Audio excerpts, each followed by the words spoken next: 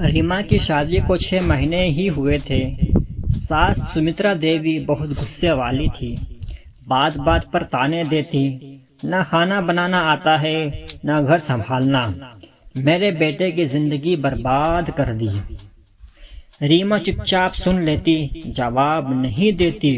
वो रोज सुबह 4 बजे उठती, सारा घर साफ करती, नाश्ता बनाती, कपड़े धोती, फिर भी सास खुश नहीं थी। एक दिन रीमा से दाल में नमक तेज हो गया। बस फिर क्या था, सास ने सबके सामने थप्पड़ मार दिया।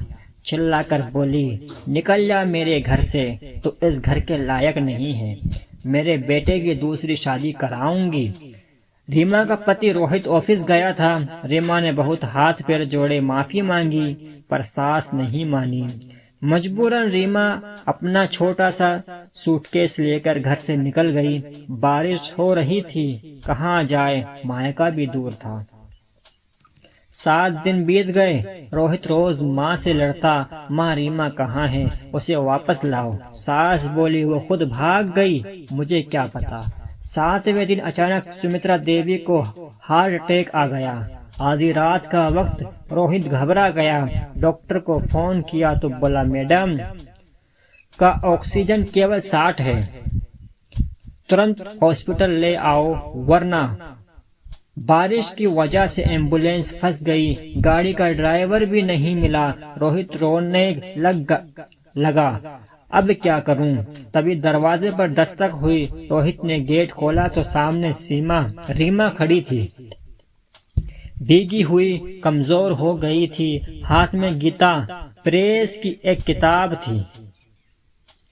रीमा अंदर भागी, सास को देखा तो रो पड़ी। बोली, आपको क्या हुआ माँ जी? रोहित चिल्लाया, तू यहाँ क्यों आई? माँ ने तुझे निकाला था ना। रीमा बोली, वो मेरी माँ है। माँ गुस्सा हो सकती है, पर बेटी घर से ऐसे छोड़ सकती है। रीमा ने फटाफट पड़ोस से गाड़ी का इंतजाम किया, सास को अपनी गोद में लिटाया और हॉस्पिटल भागी। पूरी रात आईसीयू के बाहर बैठी रही। डॉक्टर से पूछती रही, माँ जी ठीक हो तो जाएगी ना। सुबह सास को होश आया, आँख खुली तो सामने बहू को देखा। रीमा की आंखें रो रो कर सूज गई थी।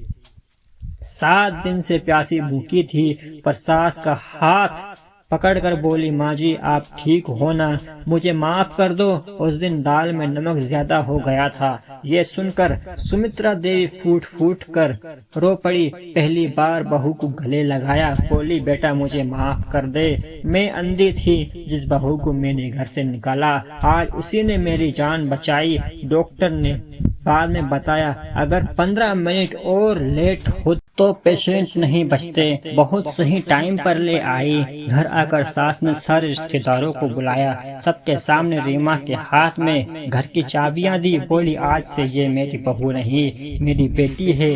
बेटा तो एक होता है, पर बेटी नसीब वालों को मिलती है।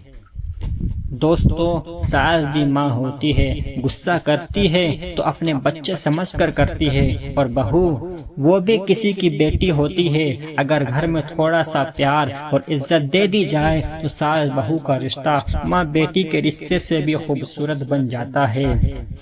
जिसकी सास या बहू से लड़ाई हो वो आज जाकर सॉरी बोल देना। रिश्ते से बड़ी कोई जिद नहीं होती। कमेंट में माँ लिख देना अगर आपको भी अपनी सास से प्यार है। ये कहानी काल्पनिक है।